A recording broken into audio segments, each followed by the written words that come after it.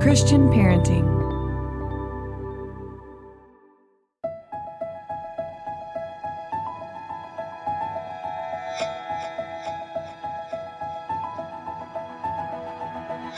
Welcome to the Living Wholehearted podcast. We are Jeff and Terra Matson, a husband and wife team who is shrinking the integrity gap in our own lives and helping others do the same.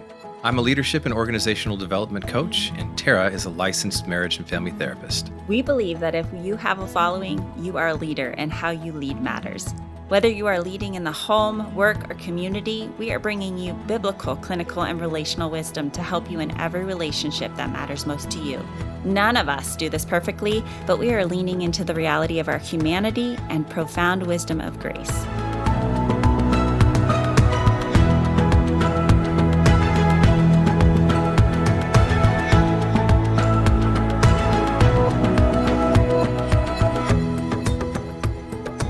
Well, in today's episode, we're going to talk about anxiety.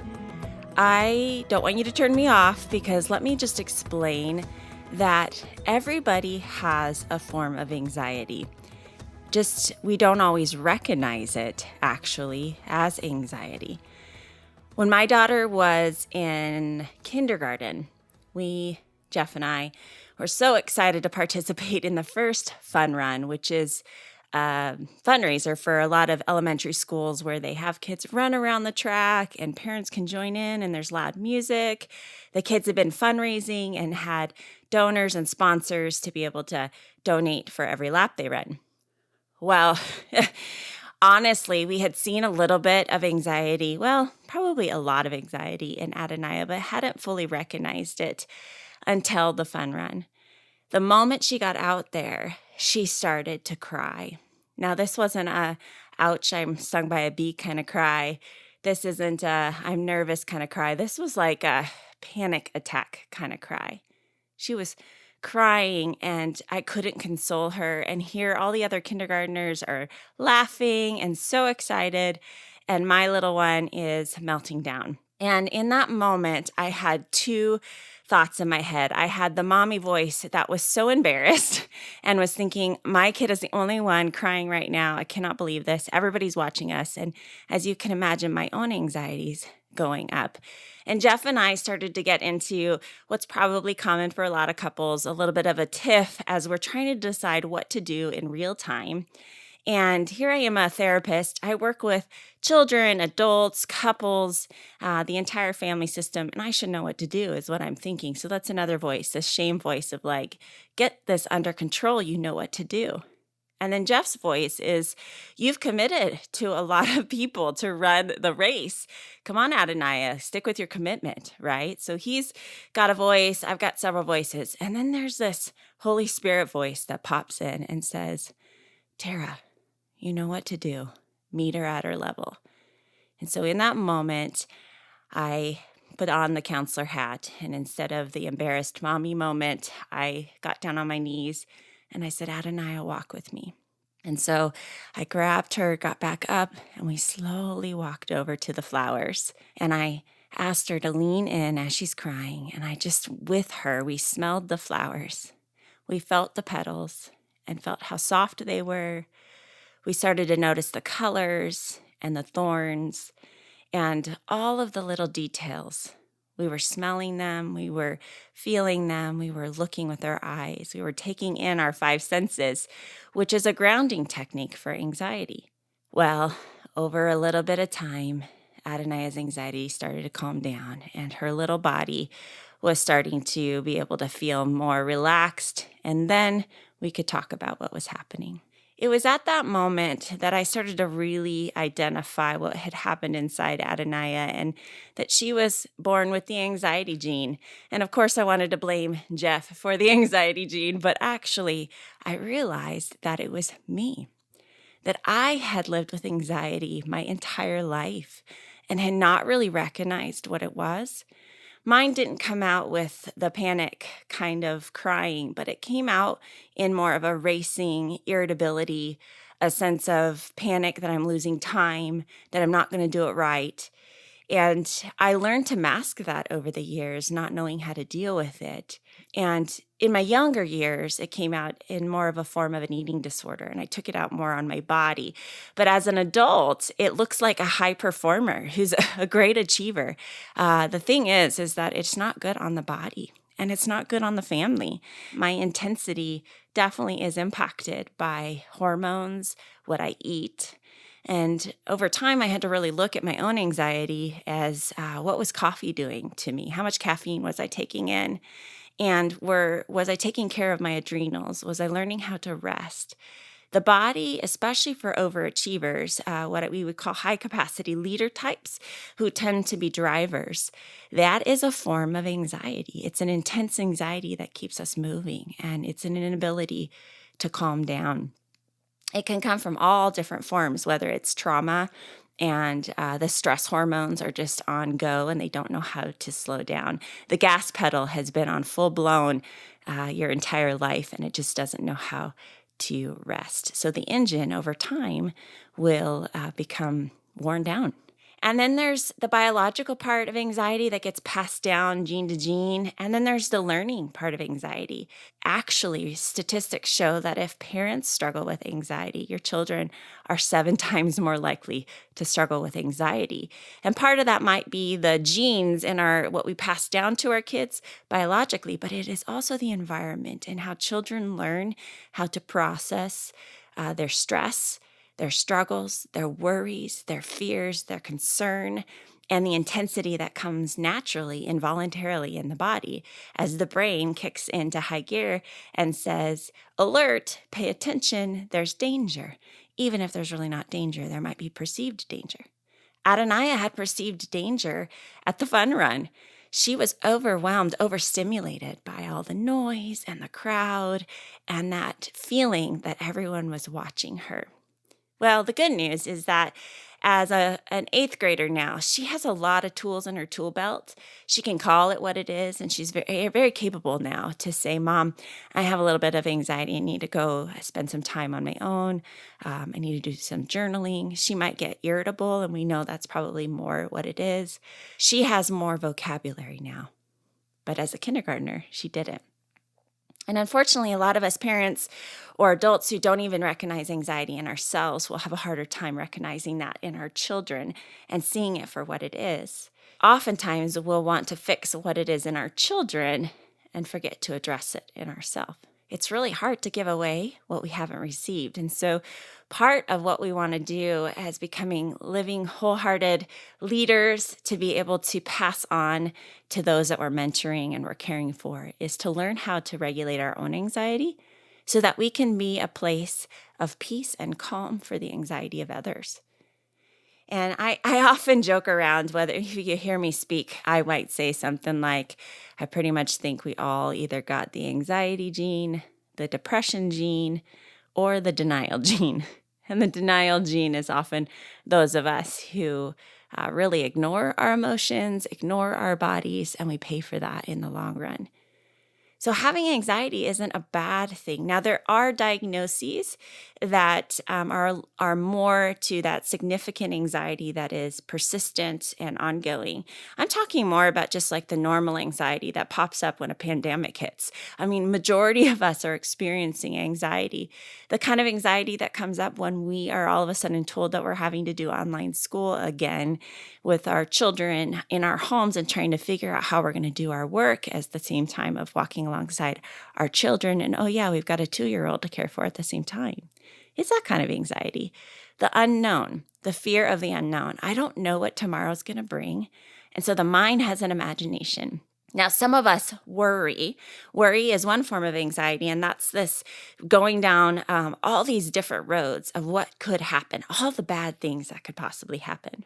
Others of us are like, we're going to conquer it. And we start moving ahead before we even know what's coming. And we prepare and we plan and we beat it to the punch.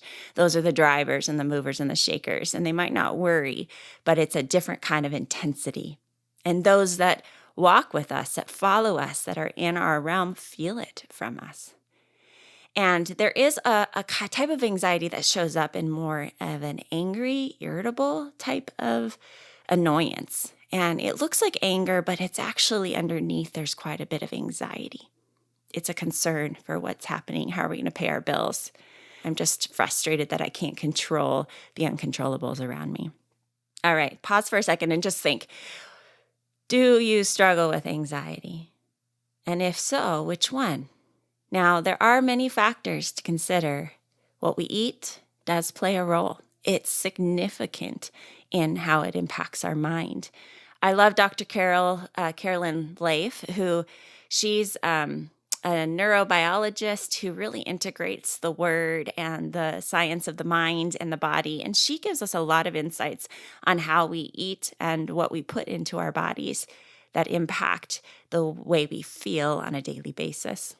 And so you check out her podcast. She's got some great resources. There's a lot of science and integration on what we think and what we meditate on. We've got another amazing believer who's also a psychologist and really fantastic author, Dr. Kurt Thompson. He wrote The Anatomy of the Soul and Anatomy of the Shame, and those are two books I would say pick up and read if you want to better understand how to help your body follow where your mind is going and your spirit's going. That's a lot of what we're doing with anxiety. Anxiety is that feeling that I can't control what's ahead. I don't even know what's ahead. Fear is more of a, I know what is I'm afraid of. I'm afraid of spiders. I'm afraid of snakes. I'm afraid of losing my job. Like if you know what you're afraid of, that's more fear. Anxiety is this ambivalent, I don't know what's coming. And so the brain is on hyper alert. And it sends all kinds of surges of hormones into our bodies. And in extreme cases, it creates panic attacks where they feel maybe like they can't breathe. They feel like they're having a heart attack. Their hands go numb. The body really feeling like something terrible is happening, even though if we take some deep breaths, we'll be okay. We use these grounding techniques. And I actually like to use the ones that I use with kids for adults as well. The one I used with Adenaya at the fun run is our 5 senses. It's literally just slowing down the mind. I have a fear of drowning. I'm pretty sure you probably could relate. Another fear I have is of sharks. Now, I have never faced a shark. I have never been near a drowning, but as I watch it on TV or Shark Week, I am overwhelmed by the idea of swimming with sharks. Jeff and I went on a trip. It was a gift from some missionary friends of ours who invited us to join them down in Belize. And our girls were really little. It was a huge risk for me to leave my babies with the grandparents. But the gift was being able to see what these missionaries were doing down in Belize. And my husband, Jeff, who's not with me today, Jeff's an avid scuba diver, and he used to do a lot more when he was younger. But hence he married me, who is not a fan of the ocean. Well, we were heading to Belize, and my oldest child, I will conquer this, kicked in, and I said, you know what, if we're going to Belize, some of the best scuba diving waters in the world, I'm going to have to join you. So Jeff, grinning from ear to ear, was so excited. So I did a class, and I had to face my fear on a regular basis in the little community pool as I would put on my gear and have to go into the deep end of the pool. I'm telling you, all that gear around me. Now, here's the bottom line is I think it's my claustrophobic feeling, which I have EMDR'd. It's a treatment for PTSD and all kinds of trauma symptoms, and it's actually helped. But in the overall scope of my anxiety, I had to really practice every skill in the deep end of the pool. Now, when we were in Belize, I had to kick it in high gear because now we were 20 feet below water, maybe even more. If I can't even remember, I blocked it out. But honestly, here I am in the most beautiful waters, the colors and the fish. But all I could think about were those sharks. Now, what's amazing is when you tune into your 5 senses, what it does is it takes you from this nebulous big picture idea of the shark coming behind me from those dark waters, and it tunes you into what is in reality, here and now. So as I am down under the waters, considering the fact that I might drown, that a shark's going to eat me, instead I tuned in to what it felt like to hold Jeff's hand underwater. I literally paid attention to the strength of his hand. I began to feel the breath coming in and out through my gear. And I turned to look at the colors and to just see the fish that were right in front of me. The various yellows and greens and blues and reds. They were beautiful. Coral reefs that were all over and just unbelievable waters. And as I tuned into those five senses, the brain starts to shift gears and starts to say, I'm safe. I'm okay. And I was able to actually settle in under the waters and just be present in the moment and not worry about what was to come or what was behind me, but what is right now. Our five senses are powerful, and you can do this in the reality of what is, whether you're underwater or in a messy living room with your children running around screaming, or, the kitchen is a mess, or the office is just overwhelmed with piles of paper that you have to get to. You can actually stop and just take a moment to take in your five senses. But what I would prefer is actually to go out to a window somewhere in creation, because that is another answer to our anxiety, is getting out in creation. God created it in such a way that it actually calms our body to be able to feel the air, the sunshine on our face, and if you're in the Northwest, even the raindrops on your face. Taking literally 5 to 10 minutes in the middle of an anxious, hard day to just remind your body it's going to be okay. Take in that deep breath, listen to the sounds. Even if you're tasting something, to take a sip of coffee or tea and to really relish in the depths of that. We can do this while we're eating. Anxious eating is a very common response to anxiety, and we've talked about it in terms of the COVID-15. We just tend to want to put something in our mouth. There's a lot of reasons for that, to be able to bring comfort. We're trying to calm our bodies with some sort of sugar or, ironically, caffeine, which is actually going to make it worse.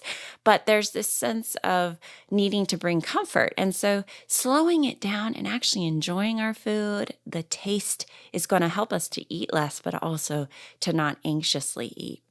Another tip on anxiety is breath. And it seems so simple, but honestly, it's one of the easiest things to do, and you can do it when nobody's looking, or even when people are watching you. They might not even knowing you're doing it. But we teach this to our kids, and every night before bed, my littlest one, Nevaeh, her anxiety showed up in more hyperactivity. I remember thinking, what is the deal? Does she have ADD? Which I'm sure if you're the child of a counselor, you get diagnosed with all kinds of things over the years. But I knew well enough she didn't have ADD. She didn't have all the criteria for it. But what I realized was it was the way that she was exerting her anxiety. She got the anxiety gene, but hers came out with hyperactivity that would eventually explode into a lot of emotions, of tears and crying over who knows what. Well, in intentionality and trying to do some teaching of skills building for my children every night before bed, after Jeff had wrestled with my girls and got them all round up, I would come in and do the calming effect. So tracing their faces and having them pay attention to what that felt like as I tickled their little noses or traced their foreheads. You might be doing this and not even realizing that you are helping your kids calm down. We would take deep breaths. Breathe in 4 and out 6. Breathe in 6, out 4. You could even try it right now as you're listening.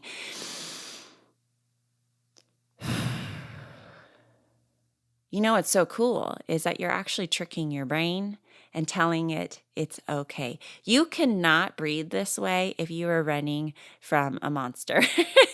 If you literally, your body had gotten hijacked with adrenaline and you were running for your life in fight, flight, or freeze, you cannot deep breathe. And so what it does is if you are able to take in those deep breaths slowly but surely, the truth is you're okay. You are okay. There are a lot more grounding techniques that we use. So breath, you can breathe in, you can breathe out, you can take your five senses in. You can even close your eyes if you feel like you're overwhelmed by your environment and imagine being somewhere peaceful.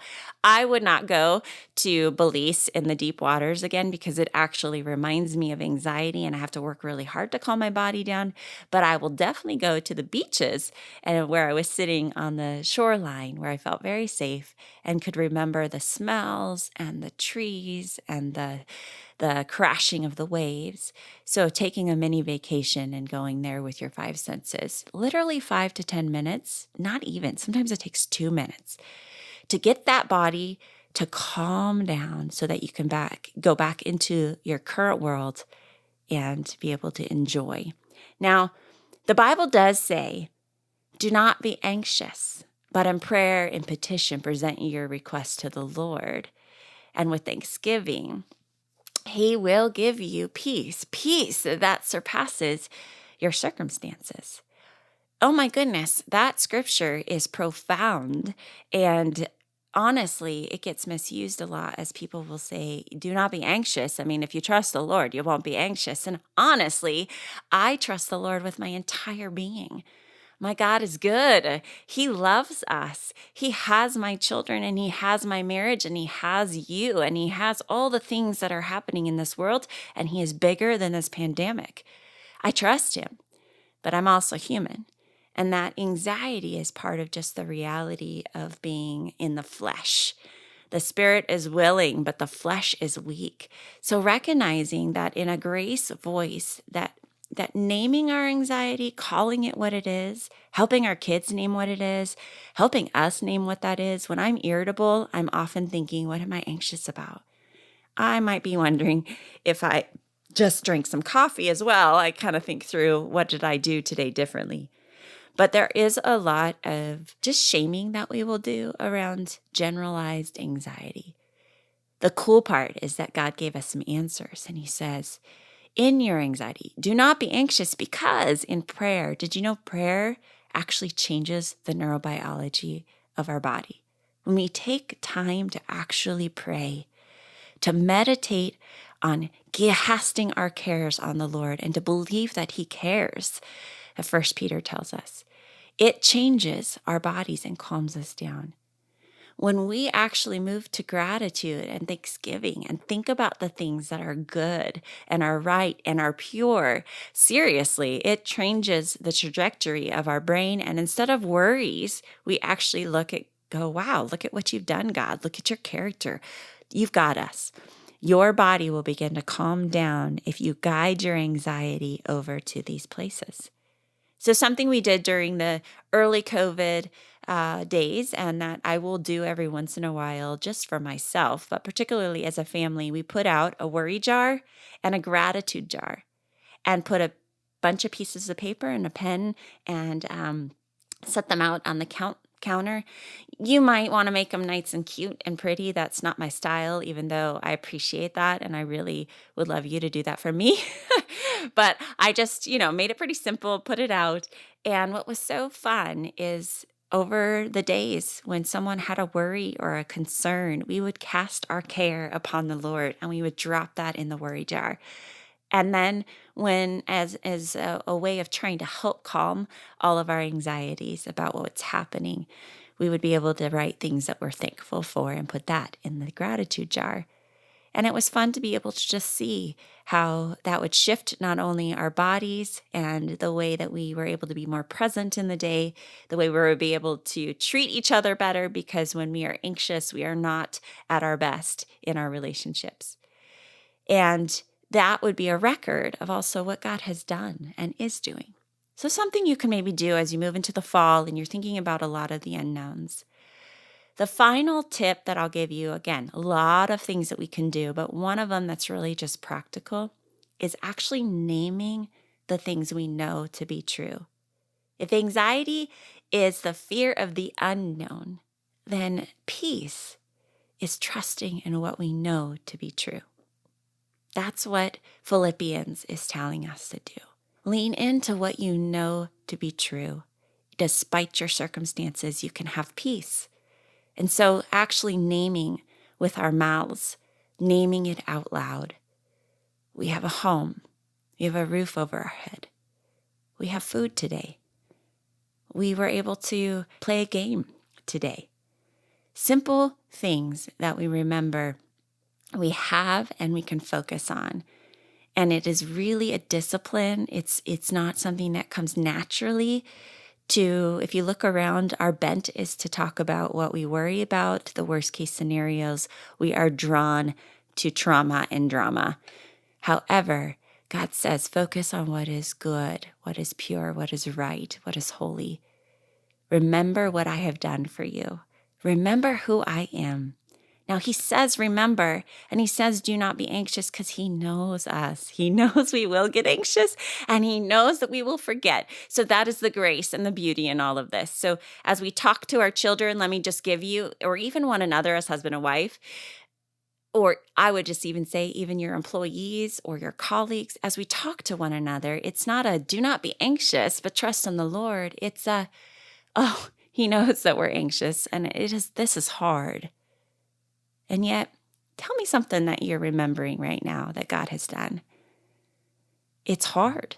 This is a hard season. And many of you who are listening have been through many hard seasons. And that is something that we can remember as we can look back and go, look what God did then, how he brought me through the waters, the floods, the fire.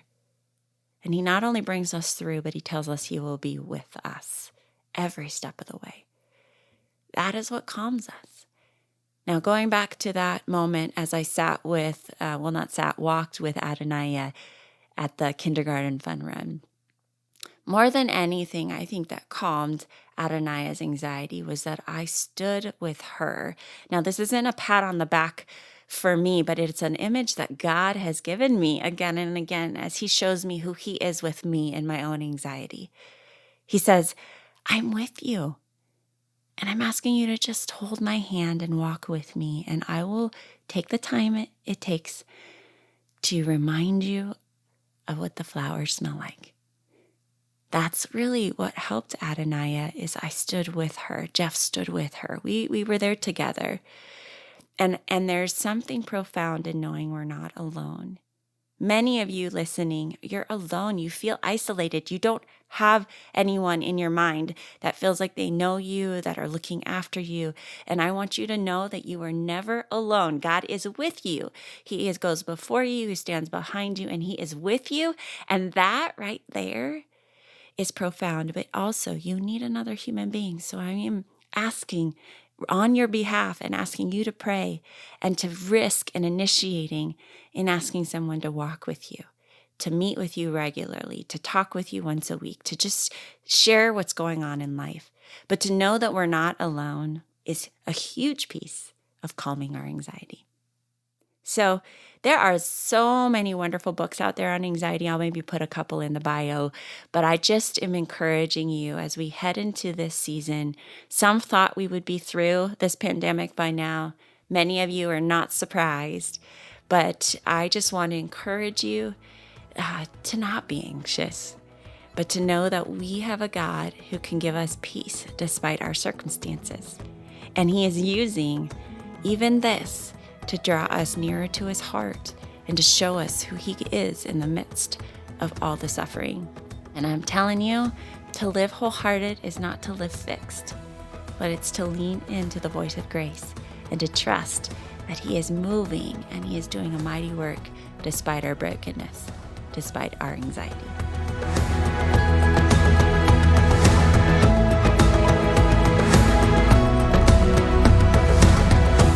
This podcast is powered by Living Wholehearted, Courageous Girls, and the Christian Parenting Podcast Network. Thank you for joining us in this critical movement of shrinking our integrity gaps between what we preach and live.